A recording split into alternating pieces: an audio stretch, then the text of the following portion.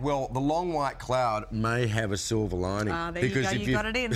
If you've ever fancied a career across the ditch, it appears now is the perfect time. New Zealand is on a mission to lure both expats and Aussies back to Middle Earth in a bid to fill an emerging skills shortage.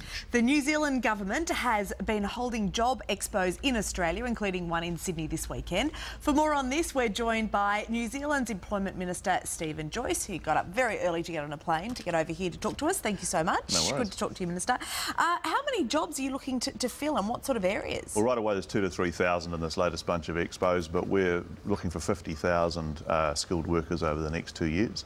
So our unemployment's coming down reasonably fast, economy's growing strongly, and in areas like IT, software design, engineering, construction, big shortages for us now. So we're very keen to lure a few expats and a few Aussies back across the other way, across the ditch. Terrific.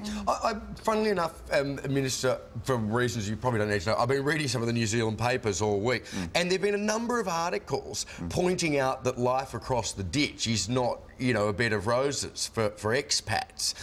Is there a concerted effort within New Zealand itself to stop that brain drain? Well, no, it's actually stopped. That's the interesting thing. Right. So it's been going for 20 years.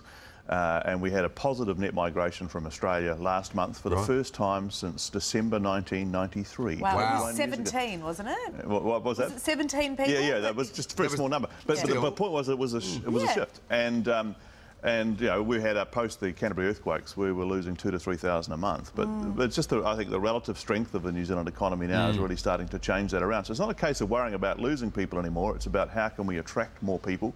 And we run job fairs in the UK, and then the question I had to ask officials, well, if we're running them in the UK, then why aren't we actually over in Australia waving the flag there? Because there's a lot of people over there, including 500,000 Kiwis. Indeed. And what's your pitch to get people back? Well, wonderful place to live, obviously. Great place to bring up your kids, and some excellent jobs. Economy's going strong. No visas or anything required, so you can just pop across and have a look.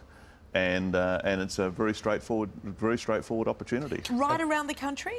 Yes, particularly. For the construction team, it's Christchurch rebuild. We're sort of basically rebuilding a whole CBD there in Christchurch and Auckland. Unemployment across the whole South Island at the moment, if you fancy the South Island, which is your picture behind us there, is about 3.4%. So really low.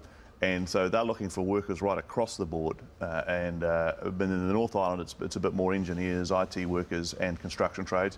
But take healthcare, for example, in the South Island, the big Canterbury public hospitals over here today, looking for people to go and work in Christchurch across a range of areas, including IT and doctors and so on.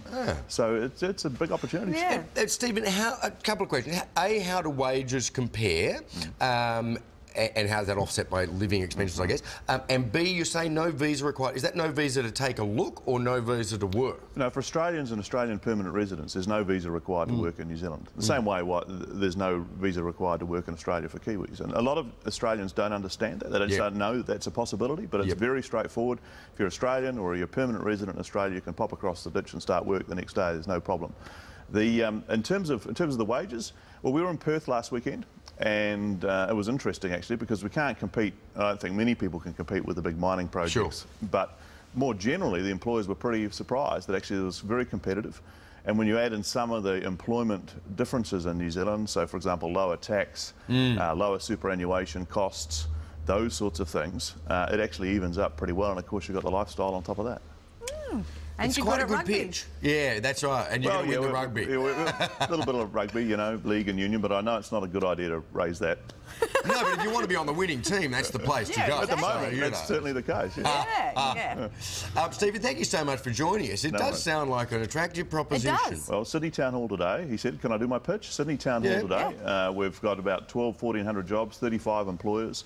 Just pop down and have a look. And you're going to other states too, aren't you? Yes, we're going to do Queensland in March, April, and also Victoria as well. And we did Perth last weekend. We had, I think, something like 1,750 people in Perth. Fantastic. About 60% Kiwis, about 40% Aussies. Oh, good luck.